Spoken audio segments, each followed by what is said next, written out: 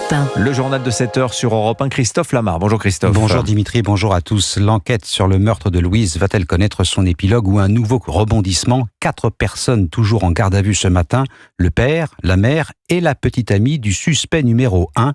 Un jeune homme de 23 ans dont l'ADN a été retrouvé sous les ongles de la collégienne. Bonjour Guillaume Dominguez. Bonjour Christophe, bonjour à tous. Le jeune homme en question se prénomme Owen. Les enquêteurs disposent d'un certain nombre d'éléments à charge. Et oui, à commencer par l'ADN. Celle du jeune homme a été retrouvée sous les ongles de la victime. Vous l'avez dit, un élément qui expliquerait les marques de griffures relevées par les enquêteurs sur les mains du suspect. 2 témoins affirment également l'avoir formellement identifié sur les images de vidéosurveillance. Un voisin, mais surtout la petite sœur d'Owen L.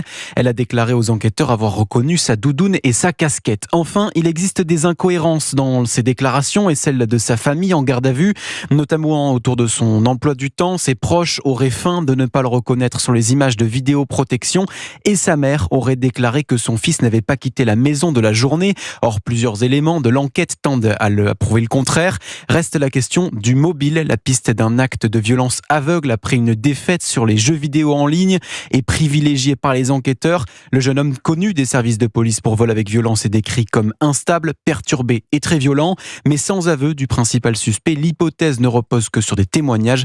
Il faut donc rester très prudent à ce stade. Guillaume Dominguez pour les derniers développements de l'enquête en direct. On vous retrouvera Guillaume dans le journal de 8h. Est-ce que le dénouement est proche dans cette affaire ? Toujours est-il que le procureur de la République d'Évry donne rendez-vous à 18h ce soir pour une conférence de presse. En attendant, à Épinay-sur-Orge, c'est la sidération. Moins de 500 mètres séparent la maison d'Owen de la victime. Reportage dans un quartier où l'effroi tutoie l'inquiétude. Alexis de la Fléchère.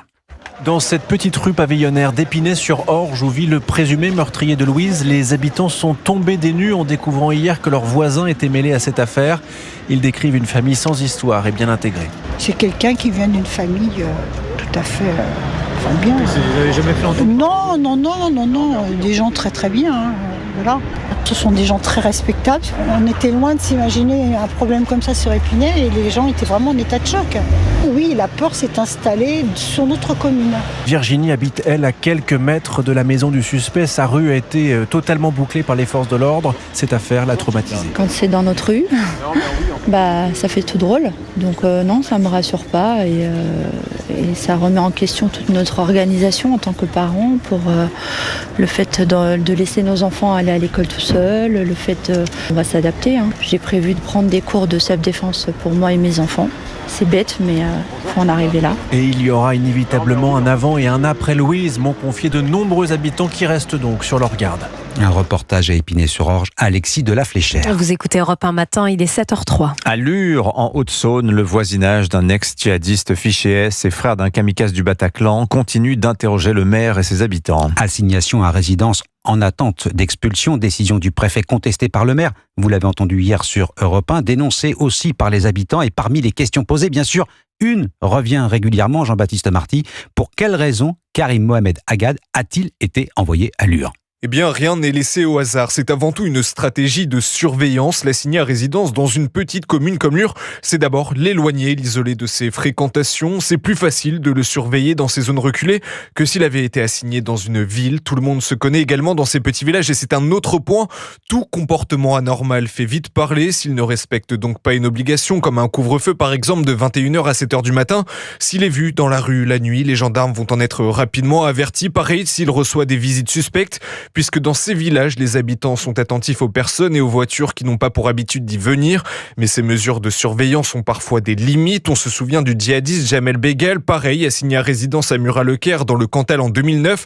Cela ne l'avait pas empêché de recevoir les visites d'Amédi Koulibaly et de Chérif Kouachi, 5 ans avant les attentats de Charlie Hebdo. Jean-Baptiste Marty du service police-justice d'Europe 1. Le sommet mondial sur l'intelligence artificielle à Paris s'achève sur un constat. 2 visions du monde s'opposent. Une soixantaine de pays auxquels il faut ajouter l'Union européenne et l'Union africaine s'accordent autour d'une IA ouverte, inclusive et éthique. Déclaration commune qu'ont refusé de signer les États-Unis, le Royaume-Uni et Israël. Ce n'était pas vraiment ce qu'espérait Emmanuel Macron, Jacques Serret. La participation des États-Unis faisait espérer les diplomates français les plus optimistes. Leur enthousiasme est vite retombé. À peine le vice-président J.D. Vance s'était-il monté à la tribune que le coup près est tombé. Nous pensons que le biais idéologique n'a pas sa place dans l'IA. Pour l'administration Trump, pas question d'approuver une déclaration qui appelle à davantage de régulation. Sous le regard d'Emmanuel Macron et d'Ursula von der Leyen, J.D. Vance expose sa vision très différente de l'approche européenne. Nous avons besoin de régimes réglementaires qui encouragent la création de la technologie plutôt que des régimes qui l'en empêchent. Aux États-Unis, nous sommes à l'avant-garde. Ce n'est pas un accident parce que nous favorisons un environnement réglementaire qui permet l'expérimentation. La technologie américaine reste ce qu'il y a de mieux dans le monde, insiste au passage le vice-président des États-Unis avant de quitter les lieux sans même attendre la fin des différentes prises de parole. Jacques Serret du service politique d'Europe 1. Sommet mondial sur l'IA coprésidé par l'Inde. Son Premier ministre prolonge d'ailleurs son séjour en France. Narendra Modi est arrivé à Marseille hier soir en compagnie d'Emmanuel Macron, le chef de l'État très attaché à la cité méditerranéenne. Au programme, inauguration du consulat général d'Inde et visite du site de Cadarache, siège de la recherche européenne sur le nucléaire. La fin du marathon budgétaire aujourd'hui à l'Assemblée nationale et examen d'une dernière motion de censure de la France insoumise sur le budget de la sécurité sociale, motion dont les chances d'adoption sont quasi nulles. L'Assemblée qui autorise les palpations par les forces de sécurité de la SNCF et de la RATP, article contenu dans la proposition de loi sur l'amélioration de la sécurité dans les transports, texte adopté par 139 voix pour, contre 59. Le football, mission impossible, dit l'entraîneur brestois après la défaite de son équipe. 3-0 face au Paris Saint-Germain hier soir en barrage aller de la Ligue des Champions. Et Paris a un pied en 8e de finale de la Ligue des Champions. Le PSG intraitable et son attaquant Ousmane Dembélé inarrêtable, Cyril de la Morinerie. Oui, le PSG a imposé la loi du plus fort. Dès le début du match, Paris a confisqué le ballon. Brest, fidèle à ses valeurs de combativité, n'a jamais abdiqué et a même touché 3 fois les poteaux durant la rencontre. Le milieu parisien Vitinha, auteur du premier but sur penalty, avait logiquement le sourire au micro de Canal+. On est content, mais c'est pas fini. On attend Brest au parc et on sait que ça va être un match difficile parce que cette équipe lâche pas. Mais Paris doit surtout son succès à son joueur providentiel, Ousmane Dembélé, auteur d'un nouveau doublé. La star du PSG en est à 23 buts, toutes compétitions confondues depuis le début de la saison.